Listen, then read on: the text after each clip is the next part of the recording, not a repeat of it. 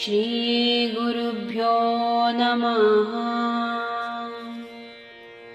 नमामि श्रीधरं शान्तं सर्वधर्मस्वरूपिणं स्वानन्दामृततृप्तं तं दिव्यं ब्रह्म सनातनम्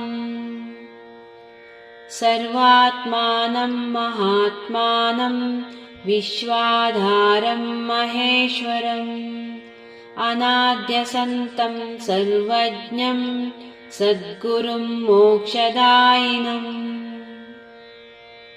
दत्तात्रेययतिश्रेष्ठं गाणगापुरवासिनं घृतावतारं धर्मार्थं नरसिंहसरस्वतीं भक्तार्तिनाशनं भूमा स्वामिनं स्मर्तृगामिनं स्वात्मा बुद्धिप्रदातारं देहबुद्धिविनाशनम् आत्मक्रीडं दयामूर्तिं प्रेमभक्तिप्रियं विभुं कारुण्यविग्रहं पुण्यं मोक्षश्रीधरपावनम्